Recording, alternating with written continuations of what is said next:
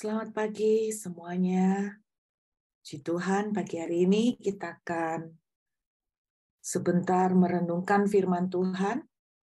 Kita akan mengambil renungan dari Mazmur pasal yang ke-8. Kita akan melihat Mazmur pasal 8 untuk pemimpin biduan menurut lagu Gitit Mazmur Daud.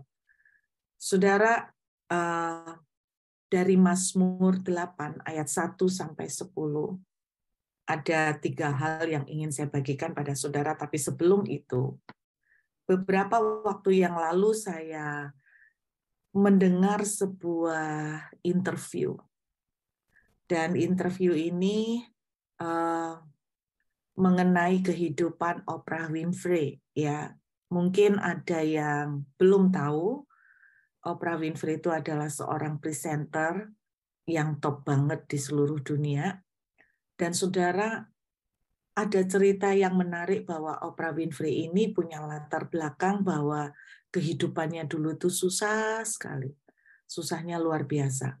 Tetapi sekarang dia bisa menjadi seorang bilioner. Nah, ketika ditanya apa yang menjadi rahasia dari kesuksesannya, kenapa dia bisa mengubah nasib dari orang yang susah, kemudian menjadi seorang bilioner, jawaban yang dia kasih sebetulnya sudah ada tertulis di Alkitab. Kita lihat sebentar dari kitab Roma pasal yang ke-12. Roma pasal yang ke-12 ayat yang kedua. Roma 12 ayat kedua. Janganlah kamu menjadi serupa dengan dunia ini, tetapi berubahlah oleh pembaruan budimu, sehingga kamu dapat membedakan manakah kehendak Allah, apa yang baik, yang berkenan kepada Allah, dan yang sempurna. Dia bilang begini, saudara, apa yang membuat dia bisa berhasil untuk mengubah nasibnya adalah dengan dia bilang begini, mindset. Bahasa sederhananya adalah changing mindset, mengubah pola pikir, mengubah paradigma. Seperti saya tunjukkan bahwa sebetulnya apa yang diucapkan oleh Oprah Winfrey ini sudah ada di Alkitab, yaitu berubahlah kamu oleh pembaruan budimu. Ada tertulis lagi seperti yang ditulis dalam Amsal pasal 23. Kita lihat Amsal pasal yang ke-23. Amsal 23 ayat yang ke-7. Sebab seperti orang yang membuat perhitungan dalam dirinya sendiri, demikianlah ia. Silakan makan dan minum katanya kepadamu, tetapi ia tidak tulus hati terhadapmu. Kalimat pertama dari ayat 7 Amsal 23. Sebab seperti orang yang membuat perhitungan dalam dirinya sendiri, demikianlah ia. Sebagaimana seseorang itu berpikir, demikianlah dia. Sebagaimana seseorang itu mempercayai, demikianlah ia. Ada sebuah ungkapan yang mengatakan adalah what you believe will shape your life. Apa yang kamu percayai, itulah yang akan membentuk kehidupan kamu. Dan apa yang kamu percayai, what you believe, itulah yang kamu terima. Makanya kenapa Tuhan berkata, jadilah sesuai dengan imanmu. Karena apa yang kau percayai, itulah yang kau terima. Apa yang kau pikirkan, apa yang kau pandang, seperti bagaimana paradigmamu berbicara, demikianlah jadinya hidupmu. Kalau Tuhan berbicara jadilah seperti imanmu, maka itu sebetulnya jadilah seperti yang kau percayain. Jadilah seperti yang kau pikirkan. Satu kali saya ketemu dengan seorang ibu yang kesaksian di sebuah persekutuan doa, dan kesaksian ibu ini cukup menggelitik hati saya secara pribadi. Dia bilang begini bahwa selama 3 tahun dia berusaha untuk mencari kerja, tetapi dia tidak dapat. Dan saya sempat heran kenapa dia lama sekali untuk mencari kerja dan untuk mendapatkan pekerjaan. Kemudian dia kesaksian begini yang membuat saya kaget. Dia kesaksian begini. Saya tahu sekarang kenapa saya itu tidak dapat pekerjaan? Dia bilang, karena saya tahu Tuhan memang tidak memberikan saya pekerjaan, karena Tuhan mau melatih saya. Tuhan tidak memberi saya pekerjaan, karena Tuhan memang mendidik saya untuk melalui tidak dapat pekerjaan ini. Jadi Tuhan sedang melatih saya, Tuhan sedang mendidik saya, makanya Tuhan sengaja tidak memberikan saya pekerjaan. Ada banyak orang tanpa disadari, bahkan mungkin di antara saudara yang hadir pagi hari ini di Zoom maupun melalui YouTube, ada paradigma-paradigma yang saudara percaya, yang saudara pertahankan, yang sebetulnya justru menghalangi banyak berkat Tuhan dalam kehidupan saudara dan saya. Dan salah satunya, apa yang dipercaya oleh perempuan itu, bahwa saya itu tidak dapat pekerjaan karena Tuhan memang menghendaki saya untuk tidak dapat pekerjaan karena Dia mendidik saya. Nah, saudara yang ikut di Zoom, ada satu contoh lagi nih. Saudara bisa chat ya, bisa chat, saudara setuju atau enggak. Kalau saudara setuju, jawabannya jawab aja di chat setuju gitu ya. Supaya pagi ini ada sedikit aktif ya, supaya nggak ngantuk. Mungkin ada yang ngantuk nih. Saudara, di dalam kitab Mazmur tadi kita bisa lihat ya, si Daud ini berbicara banyak hal yang nanti saya mau tunjukkan kepada Bapak Ibu. Nah, ada satu contoh begini. Seorang wanita ini, contoh yang lain, belum, pertanyaannya belum Pak Jason. Seorang wanita yang lain, dia itu punya sakit leukemia. Nah, pada waktu dia sakit leukemia, dalam proses dia berusaha untuk kesembuhan, dia itu bercerita kemana-mana. Dia bilang kemana-mana, kesaksian bahkan mengkhotbahkan. Dia bilang begini, saya bersyukur saya dapat sakit. Wow, kalau kita mendengar kalimat ini, kita pasti bilang, wih, orang ini dahsyat ya. Di tengah kesakitan, dia bisa tetap mengucap syukur. Nah, kemudian dia bilang begini, saya tahu kenapa saya sakit. Saya bersyukur dan saya bangga saya kena sakit ini. Kaget saya. Karena saya percaya saya itu dapat sakit leukemia itu karena Tuhan yang kasih. Supaya saya itu diizinkan, istilahnya gini, saya tahu saya sakit leukemia ini karena Tuhan yang kasih, karena Tuhan mau. Saya merasakan bagaimana sih penderitaan di atas kayu salib. Itu yang dia katakan. Jadi dia bilang, saya sakit leukemia karena Tuhan mau saya merasakan bagaimana rasanya sakit di atas kayu salib. Nah, saudara bisa kasih pendapat nih di chat. Saudara setuju enggak dengan statement ini? Udah ada yang jawab ya. Wow. Enggak setuju ya? Oh, banyak yang enggak setuju. Belum ada yang jawab setuju. Jadi dia bilang saya sakit leukemia karena Tuhan kasih supaya saya ngerasakan penderitaannya. Satu sisi, saya percaya bahwa penderitaan di atas kayu salib jauh lebih serem daripada leukemia. Saya percaya penderitaan di kayu salib itu jauh lebih sengsara daripada penyakit apapun.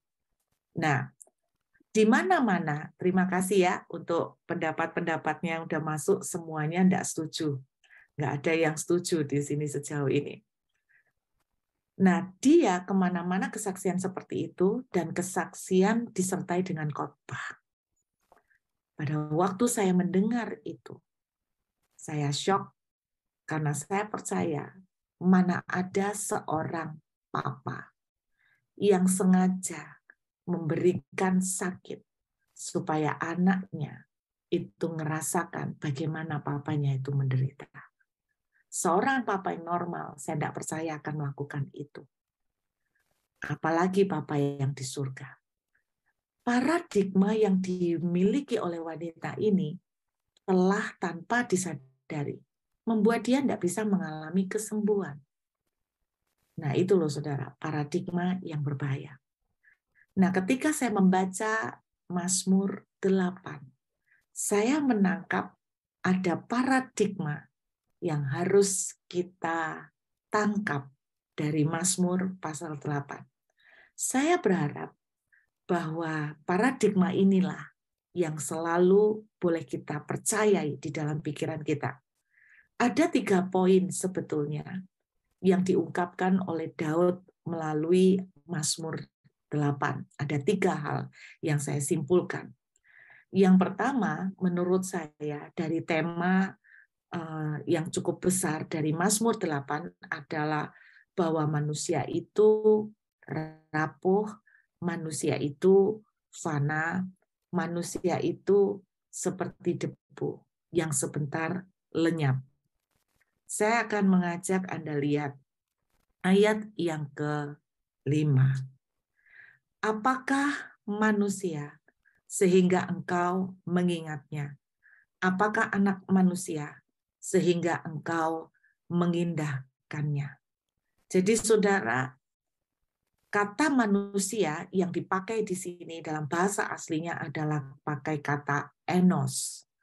Enos itu punya pengertian manusia yang fana, yang sia-sia, yang kosong. Seperti apa? Perumpamaannya, enos itu seperti apa? Seperti uap. Makanya betul dikatakan manusia itu seperti uap yang sebentar lenyap. Saudara kalau melihat dan punya waktu kesempatan untuk pelayanan di panti jompo, saudara akan tahu artinya enos. Satu kali saya pernah melihat seorang di panti jompo, usianya sekitar 70 tahun. Sebetulnya kalau dipikir-pikir, usia 70 tahun dibilang tua amat, enggak.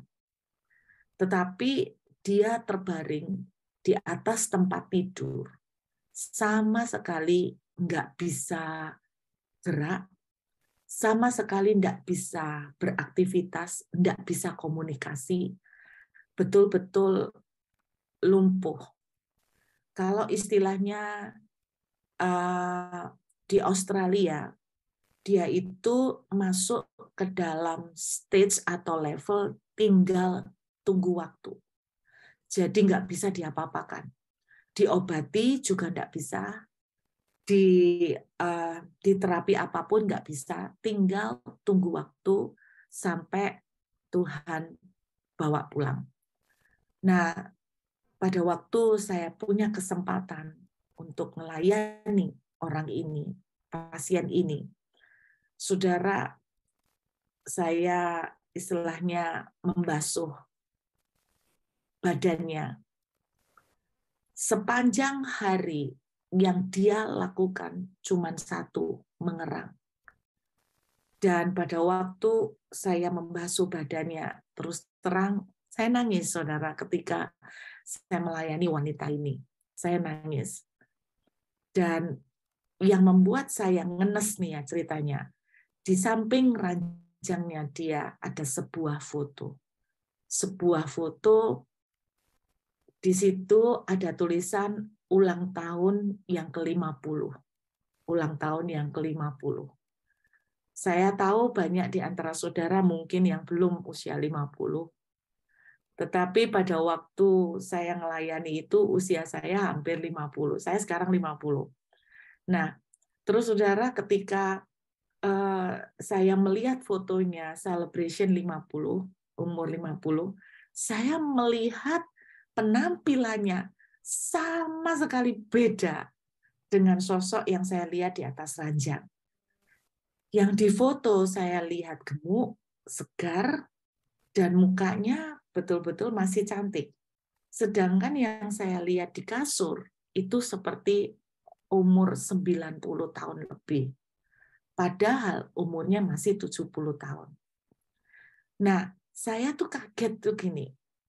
Dalam waktu gila 50 tahun, fotonya segar, tegap, sehat, kuat. 20 tahun kemudian, saya melihat terbaring seperti itu. Saudara, saya tuh sampai dalam hati itu batin gini, Tuhan, dalam 20 tahun penurunan yang terjadi pada wanita ini begitu drastis. Ada sebuah doa di hati saya tuh sempat ngomong gini, Tuhan, tolong dia, supaya dia nggak menderita terlalu lama. Karena dia sudah nggak ketolong, Tuhan tolong, bawa dia pulang kalau Tuhan boleh. Tapi yang saya sempat rasakan, manusia itu seperti uap ya. Siapa yang akan bisa memprediksikan saudara 20 tahun ke depan? Kita tidak pernah tahu. Badan yang sehat, gemuk, 20 tahun ke depan bisa seperti wanita di atas ranjang ini, saudara. Yang begitu kering, kurus, seperti hanya tinggal tulang, dan mukanya seperti umur 90 tahun lebih. Beberapa hari lalu, saya dikabarin, seorang teman saya sebetulnya dulu ketika saya pertama kali bertobat terima Yesus, dialah yang membimbing saya belajar Alkitab. Dia yang membimbing saya tentang dasar-dasar kekristenan. Boleh dibilang dia menjadi kakak rohani buat saya. Pada waktu saya pertama kali bertobat, saya lama tidak pernah ketemu dia. Tiba-tiba beberapa hari lalu saya mendapatkan kabar bahwa dia meninggal. Usianya sama dengan saya. Dia meninggal karena tiba-tiba dia mengalami hipertensi. Dia mengalami hipertensi, 1 hari kemudian dia meninggal. Saya itu berpikir, gila ya hidupnya manusia, kita tidak akan pernah tahu. Nah, Daud itu mengingatkan betapa fananya aku. Betapa sia-sianya sebetulnya manusia itu kosong. Betapa manusia itu seperti uap. Ini poin pertama. Saya perlu mengingatkan kepada saudara, bekali pemikiran saudara, bahwa saudara dan saya itu seperti uap. Kita tuh tidak pernah tahu besok nasib kita kayak apa. Supaya apa? Kalau kita mengingat ini, kita akan selalu ditaruh di posisi rendah hati untuk senantiasa kita tuh sadar kita butuh Tuhan. Nah, hal kedua yang ditonjolkan sama Daud adalah kebalikannya. Dia menonjolkan bahwa Tuhan itu berkuasa. Tuhan itu dahsyat. Kuasanya sangat besar. Dari ayat-ayat mana Daud mengekspos tentang kuasa Tuhan? Ada 2 ayat yang dipakai oleh Daud untuk menunjukkan betapa dahsyatnya kuasa Tuhan.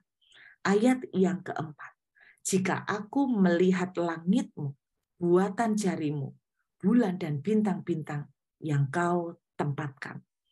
Daud mengatakan, seluruh alam semesta jagat raya yang sangat raksasa ini dibikin oleh Tuhan hanya pakai jarinya. Berarti sesuatu yang gede, yang berapa juta kilometer besarnya, bahkan kecepatan cahaya ukurannya, ternyata dibikin Tuhan hanya oleh jari. Artinya apa? Ya ampun, semuanya itu cuma ada di dalam genggaman Tuhan, kecil sekali. Ini Daud katakan, diteguhkan lagi dari ayat 3. Daud bilang, dari mulut bayi-bayi dan anak-anak yang menyusu, telah kau letakkan dasar kekuatan karena lawanmu untuk membungkangkan musuh dan pendendam. Daud itu bilang, untuk mengalahkan musuh, buat Tuhan cukup pakai mulut bayi dan anak-anak yang menyusu, bukan anak-anak yang umur 10 tahun, anak-anak menyusu. Itu artinya apa? Bayi-bayi dan anak-anak menyusu itu adalah gambaran kaum yang paling rentan dan lemah, kaum yang paling tidak punya kekuatan. Daud bilang, untuk melawan musuh, Tuhan tidak memerlukan kekuatan sebesar Hercules. Ternyata untuk mengalahkan musuh, cuman pakai mulut, bukan tangan bayi. Sudah bayi itu gambaran kaum yang paling lemah, yang paling tidak punya kekuatan, tidak pakai tangan lagi, cuman mulut bayi-bayi yang cuman mewek, cuman bisa nangis. Tuhan bilang menurut Daud itu dengan kekuatan cuman ngek menangisnya bayi-bayi Tuhan bisa mengalahkan musuh. Berarti Tuhan tidak butuh banyak power untuk mengalahkan musuh. Ini yang dikatakan oleh Daud. Daud mengingatkan kepada dirinya pada waktu itu, kamu ingat buat Tuhan untuk mengalahkan musuhmu itu nggak perlu senjata macam-macam. Cuman dari rengean bayi aja musuh sudah bisa rebah semua. Daud mengingatkan dirinya sendiri tentang ini. Saudara, apapun yang saudara alami, kembalikan kepada ingatan ini. Taruh paradigma ini bahwa kuasa Tuhan itu apa? Wong langit alam semesta jagat raya sebesar ini hanya dengan jarinya. Apalagi masalah saudara, apalagi penyakit saudara, hanya dengan jarinya, satu titik saja. Saudara, ketika saya dulu belum bisa beli rumah, saya selalu bilang begini ketika melihat perumahan, ketika melihat rumah-rumah, saya tuh ngomong begini, Tuhan, wong bumi itu loh, katanya Alkitab, bumi itu pijakan kakimu. Berarti kalau bumi itu mau ijak Tuhan, berarti rumah ini kan berarti kayak lebih kecil lagi daripada debu. Ya ampun Tuhan, kalau mah cuman sekecil debu aja, betapa gampangnya Tuhan untuk operkan ke saya. Saudara, itu yang selalu katakan ketika pada waktu itu saya belum mampu untuk beli rumah. Ketika saya memperlengkapi dengan paradigma bahwa Tuhan itu kuasanya jauh lebih besar, tanpa saudara dan saya sadari, maka itu sedang mengundang berkat. Apa yang menjadi imanmu, itulah yang akan terjadi. Kalau engkau percaya bahwa Tuhan itu kasih penyakit, maka itu yang akan terjadi. Kalau engkau percaya bahwa buat Tuhan, alam semesta aja hanya di bawah genggaman tangannya, apalagi apa yang saudara dan saya alami, maka seperti itulah yang akan Anda terima. Nah, yang ketiga, yang diekspos oleh Daud ini yang sesuatu yang luar biasa. Ayat yang ke-6. Ini sesuatu hal yang luar biasa. Namun engkau telah membuatnya hampir sama seperti Allah dan telah memahkotainya dengan kemuliaan dan hormat. Engkau membuat dia berkuasa atas buatan tanganmu. Segala-galanya telah kau letakkan di bawah kakinya, kambing domba dan lembu sapi sekalian, juga binatang-binatang di padang, burung di udara, dan ikan-ikan di laut, dan apa yang melintasi arus lautan. Anda perhatikan sesuatu yang amazing. Daud mengcompare. Satu sisi, kita itu kosong. Kita itu nggak becus. Kita itu sia-sia. Kita itu fana. Kita itu rapuh dan rentah. Satu hari kena apapun kita bisa hilang. Satu hari seperti uap kita bisa lenyap. Ini yang diingatkan oleh Daud kepada dirinya. Kamu ini tidak bisa apa-apa. Sisi yang lain, Daud bilang, Tuhan itu dahsyat. Kuasanya spektakuler. Kuasanya hebat. Lalu Anda lihat yang amazing. Tuhan dengan kuasanya yang hebat ini memberikan kuasanya yang hebat kepada manusia yang lemah, yang rentan, yang fana. Amazing nggak? Ayat 6 dibilang begini, engkau membuat manusia hampir sama seperti Allah. Hampir sama, jangan takabur. Hampir sama, bukan sama. Hampir sama berarti tidak sama. Pengertian hampir sama berarti ada unsur manusia tetap lebih rendah dari Tuhan. Manusia tetap lebih bawah daripada Tuhan. Tetapi manusia di atas daripada makhluk ciptaan yang lain. Anda lihat, manusia yang fana dengan Tuhan yang hebat, lalu kuasa Tuhan yang hebat diberikan kepada manusia yang kosong dan fana. Keren kan? Diberikan kepada manusia yang kosong dan fana kuasa yang hebat. Yang saya tangkap adalah begini, bagaimanapun, walaupun manusia yang kosong ini dikasih kuasa yang hebat dari yang Tuhan punya, tetapi Alkitab menuliskan dia tetap di bawah Allah. Berarti, ini yang saya tangkap. Saudara, yang saya tangkap dari pengertian ini, berarti begini, manusia tetap butuh Tuhan karena dia tidak sama seperti Allah. Tetapi yang dahsyat, manusia dikasih kuasa oleh Tuhan. Dengan kata lain, manusia yang fana berjalan dengan Tuhan yang dahsyat akan menjadi kekuatan yang spektakuler. Manusia yang kosong dan rapuh berjalan dengan kekuatan Tuhan yang dahsyat, maka akan menjadi hal yang mustahil menjadi nyata. Ini yang saya ingat dari Lukas pasal 1 ayat yang ke-8. Lukas pasal 1 ayat yang ke-8. Lukas pasal 1 ayat yang ke-8. Saudara, kita lihat. Oh, sorry, bukan ayat ke-8.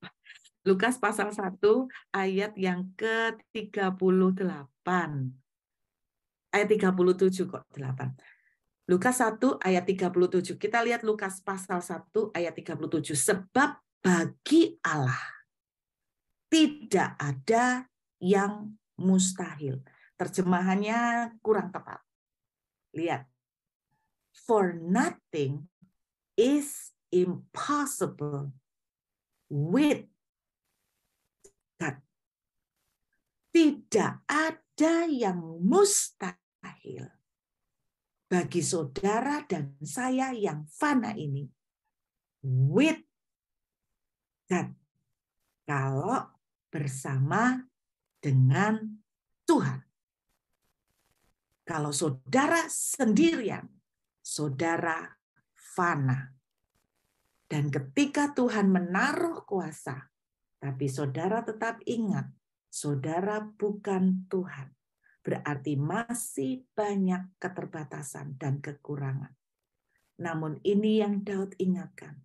For with God, manusia yang fana, berjalan bersama dengan Tuhan.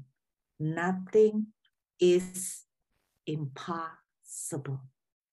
Jadi kunci dari apa yang dikatakan oleh Daud pagi hari ini melalui Mazmur pasal 8. Daud mengingatkan, melalui apapun yang kita lewati, baik itu persoalan, Daud cuma mau mengingatkan, memang kamu dan aku, kita semua tidak mampu apa-apa. Tapi Tuhan yang berkuasa. Dan luar biasanya, Tuhan yang berkuasa ini mau bersama dengan kita. Mau berjalan partnership dengan kita. Sehingga apa? Kekuatan yang dahsyat akan menghasilkan mujizat yang besar. Pagi ini, melewati pergumulan apapun, saya ingin mengingatkan saudara, memang kita tidak mampu.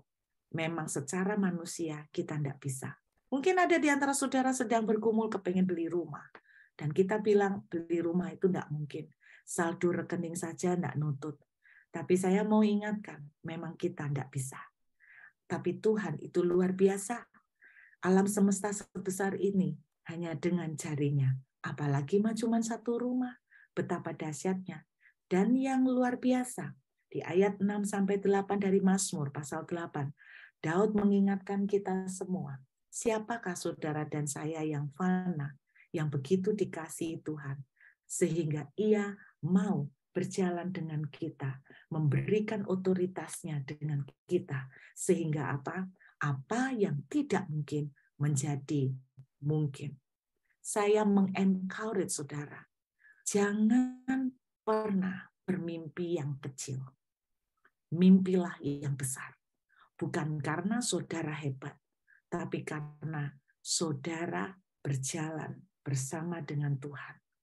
Dia berkenan untuk memberikan otoritasnya dengan saudara. Saudara dibuat sama, serupa dengan gambarnya. Become one, menjadi satu.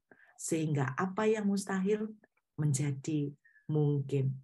Saya sedang men-challenge anak saya.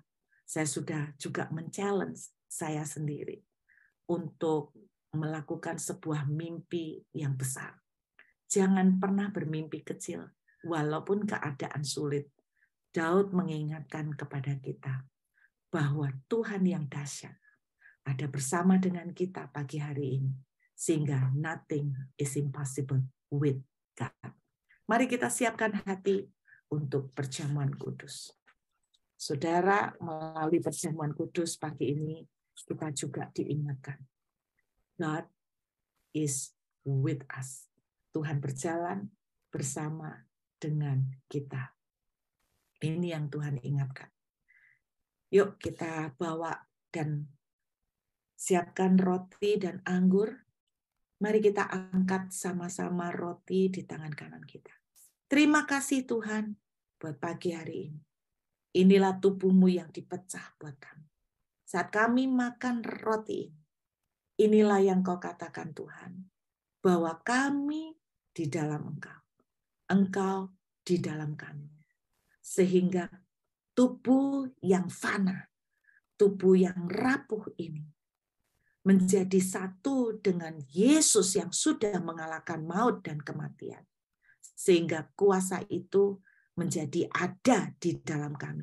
Inilah yang kau ucapkan dari Mazmur 8. Kuasa itu menjadi tinggal di dalam kami, sehingga pagi ini kami katakan, tubuh kami menjadi baru, tubuh kami sehat dan kuat, dibaharui dari hari ke hari. Kami terima dengan ucapan syukur dalam nama Yesus. Mari kita makan dengan iman.